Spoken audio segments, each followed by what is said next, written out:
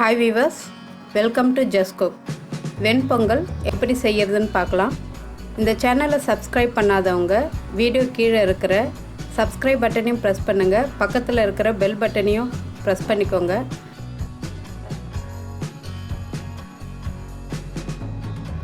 ஒரு கப் பச்சரிசி, அரை கப் சிறுபருப்பு அதாவது பைத்தம்பருப்பு, இது ஒரு அரை மணி நேரம் தனியாக ஊற வச்சு எடுத்து வச்சுக்கலாம். ஒரு குக்கரில் ஒரு ஸ்பூன் எண்ணெய் சேர்த்துக்கிறேன்.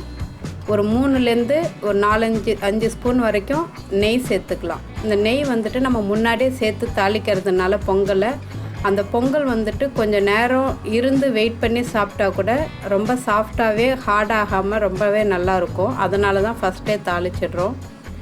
நெய் சூடானதும் ஒரு ஸ்பூன் மிளகு சேர்த்துருக்கேன். அது கூட ஒரு ஸ்பூன் ஜீரகம் சேர்க்குறேன். அப்புறமா பொடியாக கட் பண்ணி வச்சுருக்கிற இஞ்சி, ஒரு இன்ச்சு இஞ்சி எடுத்துக்கிட்டு அதை வந்து ரொம்ப பொடியாக கட் பண்ணி சேர்த்துக்கலாம்.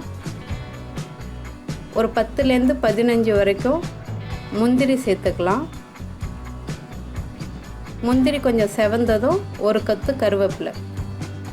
தண்ணி அளவு என்னென்னா, ஒரு கப்பு அரிசிக்கு 2 கப் தண்ணி விடுங்க. எக்ஸ்ட்ராவாக 1.5 கப் சேர்த்துக்கிறோம். ஓவராலாக ஒரு கப் அரிசினா 2 கப் தண்ணி, எக்ஸ்ட்ராவாக 1.5 கப் சேர்க்கலாம். அப்போ தான் பொங்கல் வந்துட்டு நல்லா குழஞ்சி சாஃப்டாக நல்லா வரும். தண்ணி ரொம்ப திட்டமாக 1க்கு 2 அப்படின்னு சேர்த்துட்டோம்னா அது சாதம் மாதிரி இருக்கும். தேவையான அளவு உப்பு போட்டு இப்போ இது நல்லா கொதித்து வர நேரத்தில் ஊற வச்சிருக்கிற அரிசியும் பருப்பும் அதை கூட சேர்க்கலாம்.